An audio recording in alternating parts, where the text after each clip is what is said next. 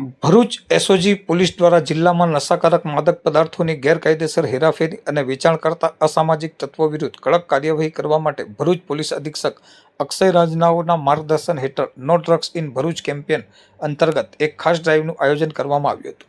આ ઝુંબેશ અંતર્ગત એસઓજીના પોલીસ ઇન્સ્પેક્ટર એવી પાણમિયાની માર્ગદર્શન હેઠળ ટીમ દ્વારા પેટ્રોલિંગ હાથ ધરવામાં આવ્યું હતું। તે દરમિયાન એએસઆઈ રાજેન્દ્રભાઈ નાથાભાઈને ચોક્કસ બાતમીદારથી હકીકત મળી હતી કે અંકલેશ્વર રાજપીપળા રોડ શાંતિનગર ખાતે રહેતા સુમનકુમાર યાદવ અને ગુલુકુમાર યાદવ પોતાના રહેણાંક ઘરમાં ગાંજાનું ગેરકાયદેસર વેચાણ કરે છે। જે બાતમીના આધારે એસઓજીની ટીમે રેડ કરી ત્યાંથી આર્થિક લાભ મેળવવા અને વેચાણ કરવાના ઈરાદે રાખેલો વનસ્પતિજન્ય માદક પદાર્થ ગાંજાનો 6 કિલો 100 ગ્રામ નો જથ્થો ઝડપી પાડ્યો હતો। આ ઓપરેશન દરમિયાન પોલીસે 3,05,000ની કિંમતનો ગાંજો અને 10,000ની કિંમતના 2 નંગ મોબાઈલ ફોન મળી કુલ 3,15,000નો મુદ્દામાલ જપ્ત કર્યો છે। આ ગુનામાં પકડાયેલ 2 આરોપીઓ સુમનકુમાર મંટુ યાદવ અને ગુલુકુમાર મંટુ યાદવ બંને હાલ રહેવાસી શાંતિનગર 2 આદર્શનગર અંકલેશ્વર મૂળ રહેવાસી ભાગલપુર બિહારની ધરપકડ કરવામાં આવી છે। જ્યારે અન્ય એક આરોપી સુંદરકુમાર સચ્ચિદાનંદ યાદવ રહેવાસી બિહારને વોન્ટેડ જાહેર કરવામાં આવ્યો છે। પકડાયેલ આરોપીઓ વિરુદ્ધ અંકલેશ્વર જીઆઈડીસી પોલીસ સ્ટેશનમાં નાર્કોટિક્સ ડ્રગ્સ